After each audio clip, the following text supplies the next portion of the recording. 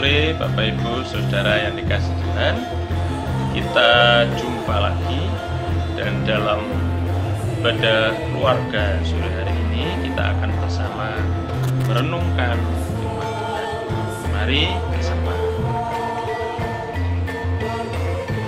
Tuhan Yesus Allah Bapa yang penuh kasih, pada sore hari ini dalam ibadah keluarga di rumah kami masing-masing, kami bersama-sama akan merenungkan firman.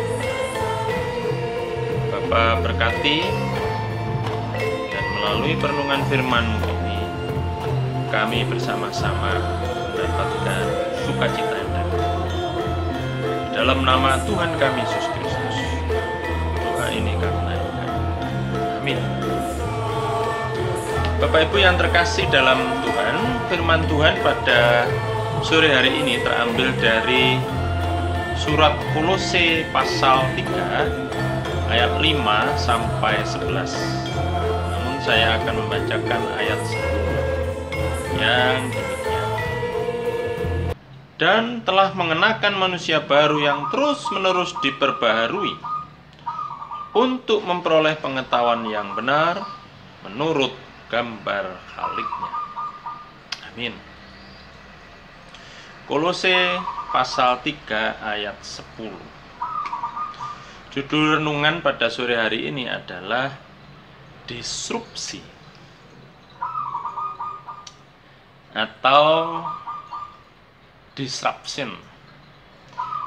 Kata ini dipopulerkan oleh Clayton Christensen sebagai kelanjutan dari tradisi berpikir.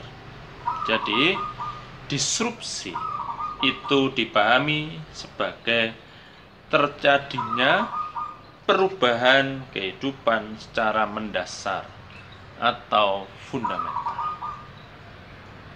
Disrupsi ini terjadi karena evolusi teknologi informasi digital yang menyasar kehidupan manusia.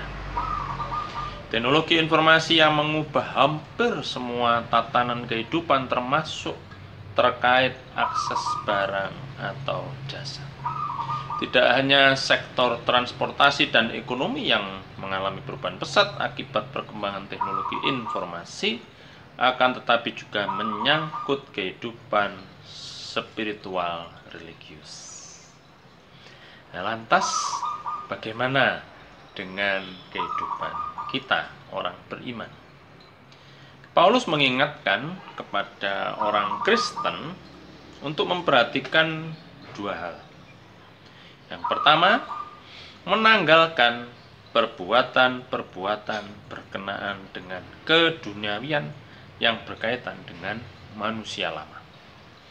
Ayat 5 dan 8. Lalu yang kedua, terus-menerus memperbaharui diri dengan pengetahuan yang benar akan Kristus, seperti yang ada pada nats kita ayat 10. Jadi jelas Paulus mengajak orang Kristen terbuka terhadap berbagai pengetahuan dalam konteks pemikiran manusia, di mana pengetahuan tersebut harus digunakan untuk memahami Kristus. Artinya, manusia pasti mengalami perubahan dalam kehidupannya. Tetapi perubahan itu pun juga harus berdampak pada iman ke arah yang lebih baik kepada Tuhan. Jangan sampai Tuhan terlupakan pada saat arus pesat perubahan peradaban manusia. Demikian juga era disrupsi yang fenomenal ketika aktivitas manusia bergeser dari dunia nyata ke dunia maya. Gereja, masyarakat, keluarga yang di dalamnya adalah orang-orang percaya pasti mengalami disrupsi. Orang Kristen tidak punya pilihan. Kita pun juga mengikuti perkembangan zaman. Kita harus beradaptasi menjawab tantangan iman. Dan itu sudah kita lakukan. Pada saat kita bersama ada dalam situasi pandemi Corona ini, kita tetap rindu untuk ibadah. kita tetap rindu untuk bersekutu, meskipun itu hanya lewat video, kanal YouTube, HP panjenengan semuanya. Tapi Bapak Ibu yang terkasih di dalam Tuhan,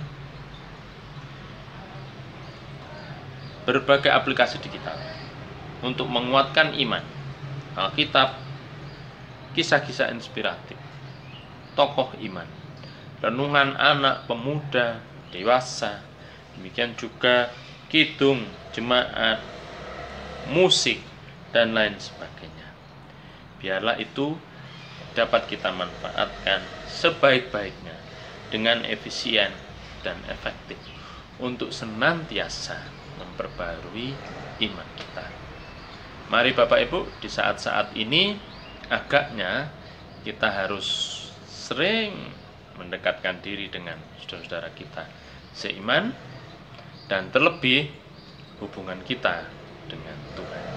Seperti apa yang menjadi harapan Tuhan Yesus, Dia sudah bangkit, kehidupan baru dimulai.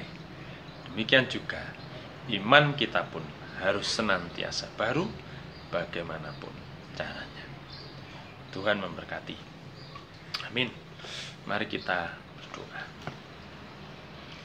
Terima kasih ya Tuhan atas berkat-Mu dalam kehidupan kami dalam situasi apapun. Kami senantiasa rindu bersekutu dengan Tuhan bersama keluarga kami masing-masing. Dan pada saatnya biarlah kerinduan ini akan semakin besar dan kami boleh bertemu kembali secara fisik dengan saudara kami seiman beribadah seperti dulu. Bapa, terima kasih